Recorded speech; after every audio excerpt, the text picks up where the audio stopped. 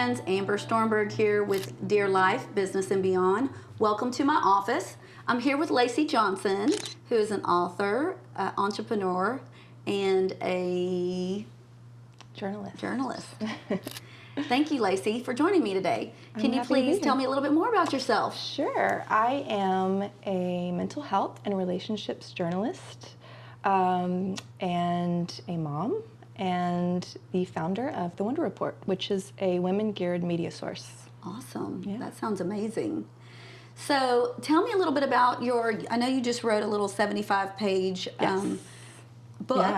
Yeah. And it's called 21 Day Radical Renovation. Radical Life Renovation. Radical Life Renovation. Yeah. So there's a lot. Yeah. There's a little bit of. I love alliteration. Yeah, I love it. I'm a writer. Yeah, I need to say that 3 times really fast. So tell me a little bit more about that. So it is sort of a culmination of the work that I've been doing over the years. I've had the luxury of working with some of the most brilliant mental health professionals, neuroscientists, spiritual thought leaders, and I've really just garnered a lot of wisdom from them.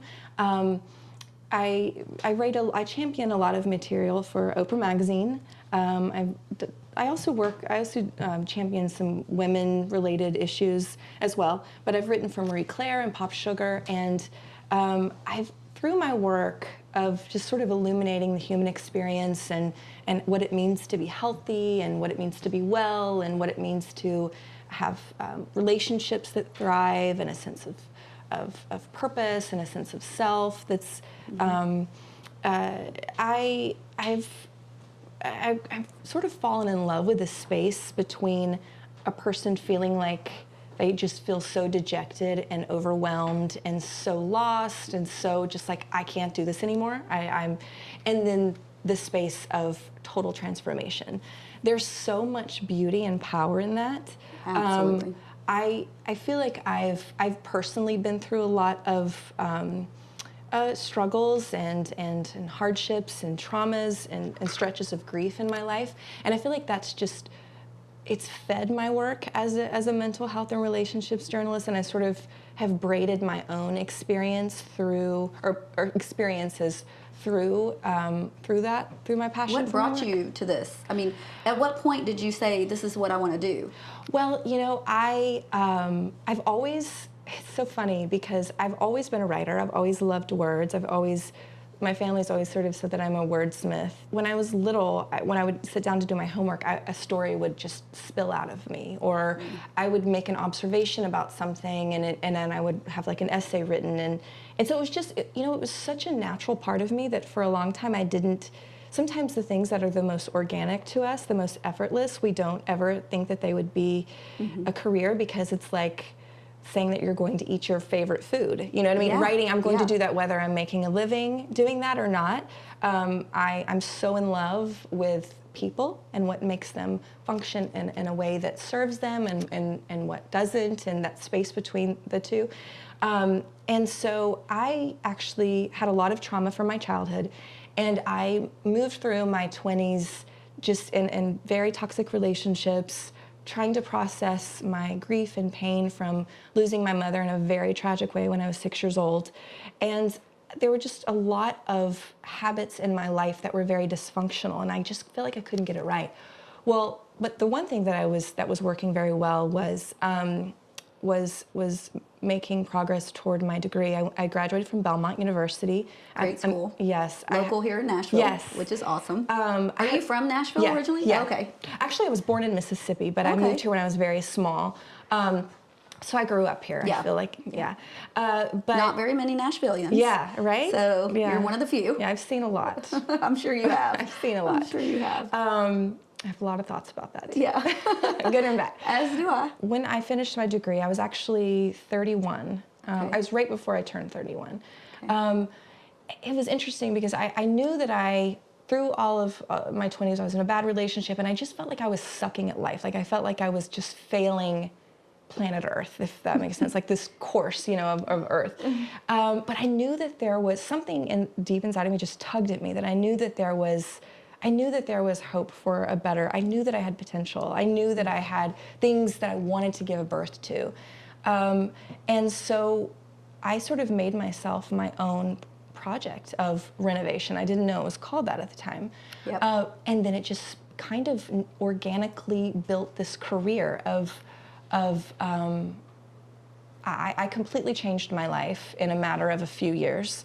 And I like there was a period where I was just like, I cannot, I'm so sick and tired of my low level beliefs, of not living up to my potential, of not being happy, of not being in a healthy relationship, and I just began to explore a lot of principles of neuroscience and quantum physics and hypnosis and psychology and so many things, and draw from those experiences. And then when I started to build a career as a journalist, it just sort of organically took that shape.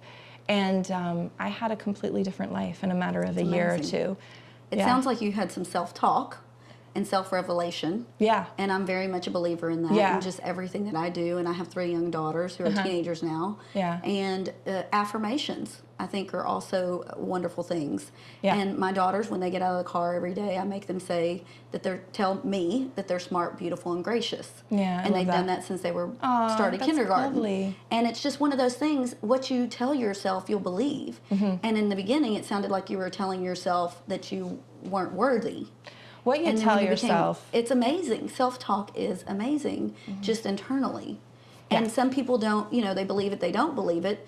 But if you get up in the morning and you say you're going to be productive and have a great day, and you believe it, you will. Yeah. You will. And oftentimes when you want to change your beliefs, there's going to naturally be some resistance, because your brain is an organ that loves you very much, and it wants to protect you, and it has very specific, very stubborn neural pathways that have been developed over your life.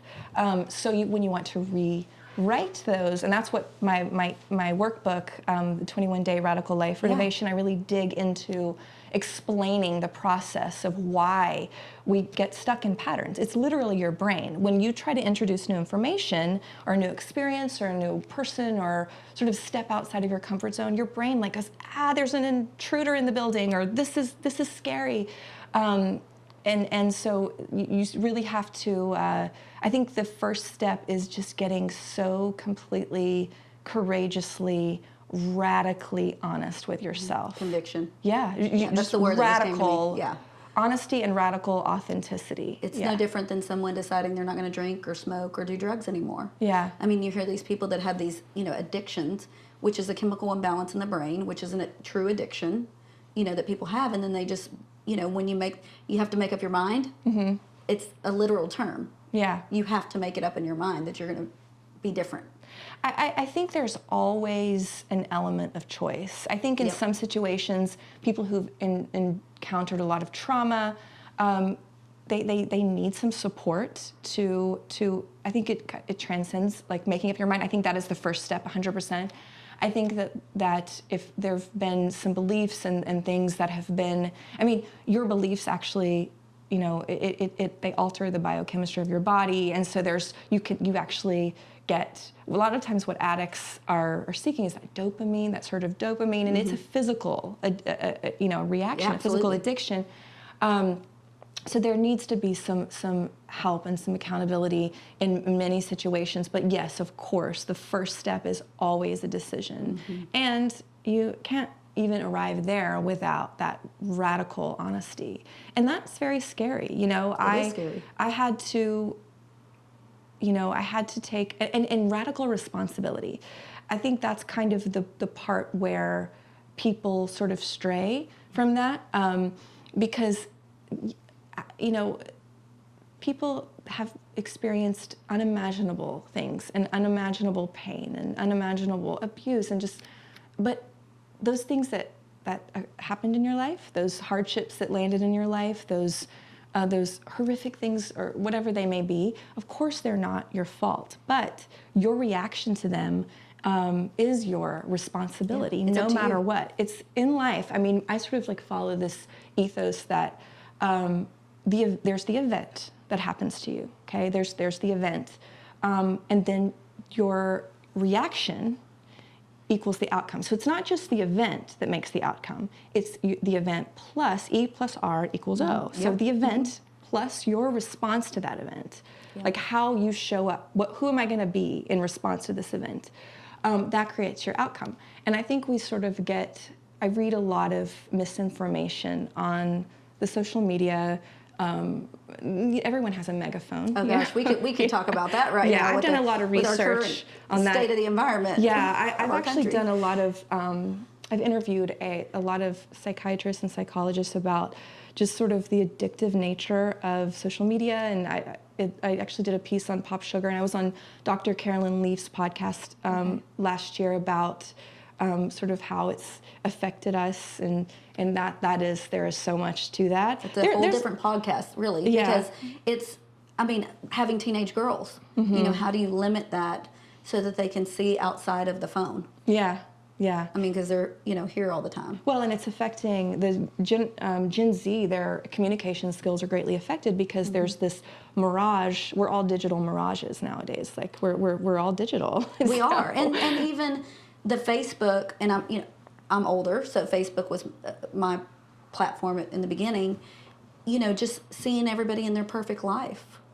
And, you know, going through, and I'm going to segue into, we had a previous conversation about infertility and, you know, being a mother and seeing everyone in these perfect worlds when your life isn't so perfect can radically change your mindset and can be a detriment to your mindset.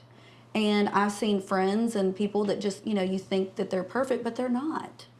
You know, behind the scenes. That's why I think, you know, I was saying, I feel like infertility was one of the most beautiful gifts I've ever been given in my life. And some of our best gifts come wrapped in sandpaper, you know. I love that. And they are very painful, okay? Yes. But they feed your life, and they feed the ways that you contribute to the world. And for me personally, you know, I lost my mother in a very tragic way. When my husband and I decided to have a family, that it wasn't happening for me. And I at first, you know, I just like, okay, well, it'll happen, you know, and then it wasn't happening. And then I'm a very enthusiastic person, and I just like foam at the mouth when I want to do something and tell everybody, oh, we're trying to get pregnant. And then of course all the questions start popping up, and I'm like, they're driving me insane. And they're just reinforcing that pain. And I was watching all of my friends, you know, have their baby showers, and I was giving them their baby showers, and my womb felt like this desolate void, and I felt so completely inadequate and unworthy, and like nature, you know, just didn't. I wanted to be a mother, but nature wasn't agreeing with me, and that was so painful. And I think the most profound takeaway, I'll say though, it transcends infertility. It wasn't even about infertility. I felt so extraordinarily left out, late to the party. I felt like I was outside of this rollicking time, like this party of a century, you know, like Great Gatsby style. And my nose was pressed to the window, and everybody was inside, and I was not welcome. I wasn't able to step into the party, and it was, and I was never a person who resented anyone. I fully know that my not getting something, someone else having something does not take away. The universe does not work that way. Yes. But it was so painful, and I think I didn't know how to show up in the world because I didn't know how to connect with my friends who were having children, and I didn't know how to dodge the questions of, you know, people, well-meaning people, you know, why don't you and your husband have kids yet? Or, you don't know how to answer those, and after a while you start getting like very bitter about it. But I think the most profound takeaway, it's a very long-winded, sorry about that. That's okay. Is that it made me so aware and so empathetic about everyone has that feeling of being left out in some way, and we need to honor that in every person. It made me very sensitive to anyone who feels like they're not accepted, whether they feel like the black sheep of their family doesn't accept who they are, who they love, the decisions they've made, what they want to do with their lives, people who feel like they want a partner and they don't have that, or they haven't purchased a home or they don't know what they want to do with their lives. It made me very connected with my sense of humanity, and it made me very aware, and I think that it fed my work. Absolutely. Well, life feeds. Yeah. Work for sure, and you're passionate. It seems like your work is not work to you. No, it's my all. vocation. Yeah, and that's how I feel too. I mean, I come every day and do something that I love. Yeah, that's great. You That's know, the and best it's just feeling, not. right? It's not work. I mean, and it's about relationships. And I think yours is that's lovely. also about relationships is. and about having that community, and how we're in very different sectors, but very similar. Yeah. You know, tell me about the 21-day radical life renovation. Sure. Look, did I get it right? You got it right. Awesome. Like, what is this? Is it a book that you read? Is it a community that you can plug into? Tell me a little bit more about that. As of right now, it comes out February 4th. Okay. So probably by the time that this comes out, it'll be out. Yep. It is a daily, step-by-step process of just sort of carving through like the cobwebbed corners of your psyche, of your inner self. If it's for anyone who feels like, okay, this what I'm doing right now is not working, even if to the world it may look like they have it all, or maybe it doesn't. Anyone who feels like this is not where it's at, like I am not being I'm sorry about that. Sorry. I did not even. You can cut it together. Sweet. We're at about 16. Okay. It is the 21-day radical life renovation is for anyone who feels like they've had their spirit broken, they've had their heart broken, they feel like they're just not thriving and functioning at a level that they want to, that they're missing a sense of fulfillment or purpose, or that they feel like there's like this champion inside of them dying to come out, like kicking and just doing high kicks, and they're like, how do I get this out of me? Yeah, so it's a step-by-step guide. I'm sort of taking a lot of the wisdom that I've gathered over working with some extraordinarily brilliant mental health professionals, neuroscientists, spiritual thought leaders, and there's exercises, there's stories that are very thought-provoking. Okay. So it's really designed to just sort of like, if you think of like renovating a house, sort of gutting everything, we kind of start there. So the first part is purge, where you just sort of gut and you look and say, okay, what needs to go?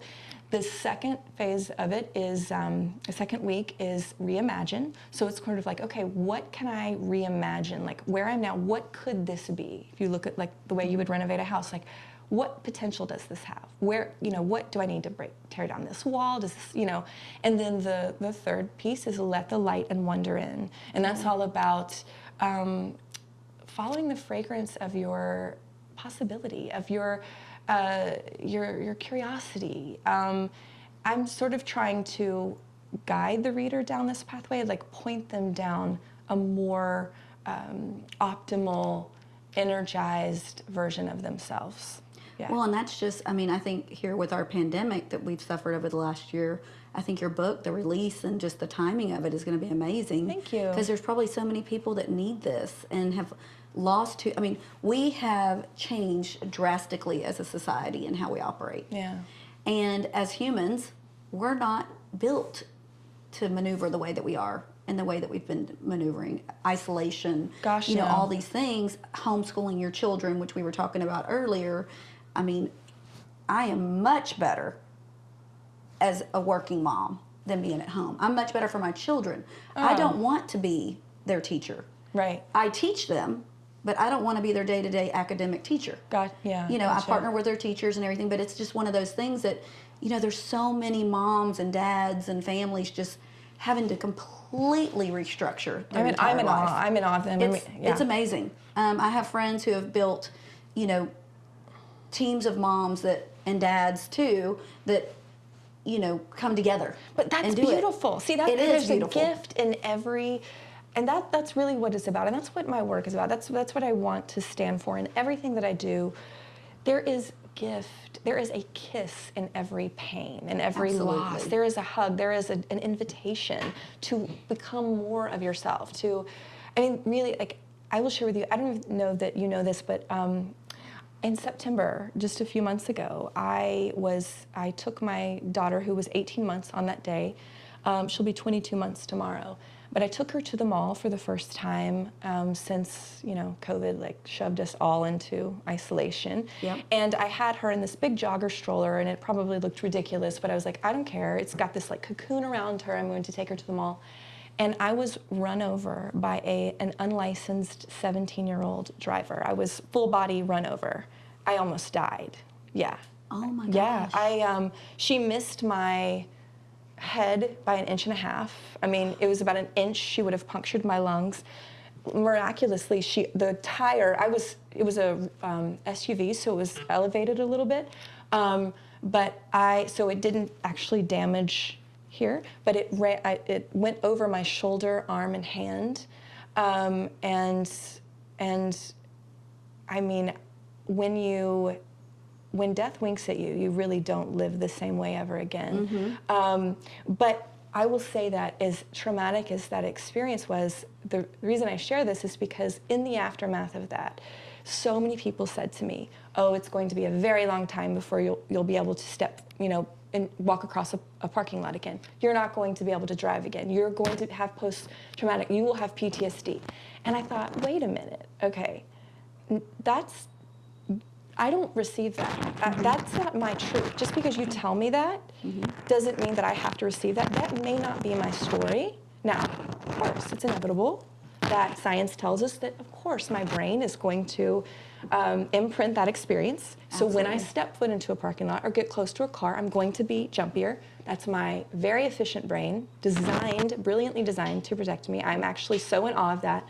But I actually went back. I was completely bandaged up 4 days later, and I drove my car home myself. I told my husband, I'm going to do that. I'm going to do it.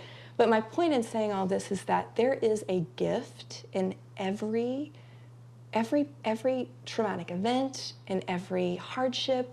I mean, my daughter and I almost died. We were, but we were inches from that. But it extended an invitation to me to be more alive than ever before. It goes back to choice. I think the whole thing is choice. You chose not to let it bring you down. You chose to face adversity in the face and strive from it. There is always an element of choice. I don't care what it is, whether it's a heartbreak or a failure or a humiliation or a rejection or whatever. Yeah, there whatever is it is. an element of choice all the time. I tell my kids that all the time. Yeah. You have a choice, and they're like, oh, so-and-so did X, Y, Z, and I'm like, I don't care. You have the choice. It's your choice to do that. So tell me a little bit about, you had a article in Marie Claire. Yeah. It is your boob job a bust? Love that. So lovely. So catchy. Is your boob job literally? Thank you. Is it a bust? Tell me a little bit about that. Sure. It was a couple of years ago. That is sometimes I can't believe that that I actually gave birth to it finally, that it entered the world. It took me 2.5 years. I fought with editors. The story was killed like 3 times, but in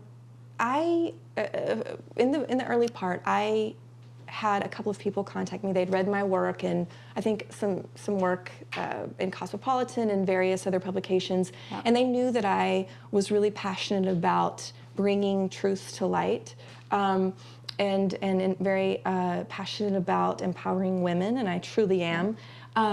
And I discovered in my research that a lot of women were suffering from their breast implants. There was a subset of women, but they were really suffering, and the doctors were dismissing them, and they didn't know where to go, and they were just giving, more prescriptions, no help, more prescriptions. Which is society. Yeah. And there was very little hard science at the time, because this was about 4.5 years ago. The FDA would not recognize it, and I just began to do more and more research, and I got this story approved. Of course, then it was killed a couple times, but I ended up interviewing 43 women who were very sick. There were many more that I could have interviewed. I just didn't have time. I interviewed Harvard fellowship-trained doctors, some of whom did not believe in breast implant illness, and some who were like, I'm not even implanting anymore. I will only explant. I will only take them out because these women are getting sick. I interviewed a former member of Congress who stood before the FDA in 1991 trying to get silicone breast implants banned, and it did for about 10 years. And then they came back and there were all these restrictions, but it was just I felt like I was like doggy paddling through a swamp of research and just resistance for so long. But I knew that I had this material. I knew that there was evidence. I knew these women were sick, and I knew that there were probably an infinite number of women who were suffering and did not know why. They thought they had an autoimmune disease, and the implants, their bodies were rejecting. And what I found is that it's not just breast implants, by the way. It's some people's, their bodies don't like foreign bodies. There's a chemical reaction and chemicals that are broken down during so it could be a hip replacement. There's a lot of, but yes, it took me a very long time and a tremendous amount of research, and I pushed through, and the story was a huge success. So I think there was something that came of that. Weren't there some changes in Congress? Yes, there were. Yes. So actually, the language on the FDA's website is different now because of your journalism. Yes, in part. That's amazing. Yes. That's amazing. That's amazing. So I know you're going to have the 21-day Radical Life renovation is next, and then after that, you have a follow-up that's going to be coming out, right? I have a book, Powerhouse, that comes out in about a year. So it's a deeper dive into what I've been talking about. So the 21-day Radical Life renovation is sort of like a prerequisite to that material. Gotcha. I would say it's like the first step in wanting to just really, step into your potential, anchor confidence, anchor joy. Get radically honest with yourself and just begin to rebuild your life and see what's possible for yourself. Endless opportunity. Yes. I mean, I truly believe, and I think, again, it goes back to mindset and the choice. And there are no limits on what you can do. It's just you are your only limit. I mean, your brain is a deliciously plastic organ. The power you have to work with your brain and literally chart a new map for your life is astounding, and it is so enthralling to me. I cannot get enough of it. I'm so in love with it. It's a pretty impressive organ. Yeah. It does things that are, I mean, I watch Discovery Channel all the time on stuff like that, and it's just pretty amazing. You have a podcast. Well, not yet. Not yet? It's coming out? So I founded the Wonder Report, which is a women-geared, sort of a spunky, conscious, colorful, joyful, women-geared media source. Okay. And the reason I was inspired to do it is I felt like there was this hole where there was just a lot of negativity. Yep. There was either like fluffy material that just didn't have a lot of like substance and real evidence-based information, and tangible things that allowed you to, actionable information. And then, or there was just this very material that was sort of saturated in rant culture, which is huge. And I felt like I wanted to create something that didn't deny that there's darkness in the world, that doesn't deny that there's struggle, that's how you deal with but it. that arms the reader with information and confidence and possibility and enlightenment, and sort of points them down a pathway of sort of illuminating what's possible for them. Gotcha. And so a podcast is sort of spawning from that. I'm launching that in May. In May, awesome. Yeah. Congratulations. And it will just be deeper. Thank you. Yeah. It will be deeper, like a deeper sort of dive into the content that we curate. So I'll be interviewing mental health professionals, spiritual thought leaders, neuroscientists, entrepreneurs. A lot of the experts that I speak with a lot for the other media sources that I work for. Yeah. So how does one find the Wonder Report? TheWonderReport.com. Okay, just go to your website. Yeah. Okay, awesome. And is there a subscription that you can send information, or you just go there and just find it? So the 21-day Radical Life renovation will be for sale February 4th. Okay. You can go onto the Wonder Report. There's hundreds of articles, lots of material. Okay. You'll also be able to access the book, the workbook, and then in May you'll also be able to access the podcast from there as well. Awesome. Yeah. Well, thank you so much, Lacey. You've given me so much good. I love having mother, entrepreneur, business owner. You're a rock star. I really appreciate you being here with me today. Thank you so much for tuning into my podcast, Dear Life, Business and Beyond. And thank you, Lacey, for being my guest. I look forward to seeing you next time. Bye-bye. Bye.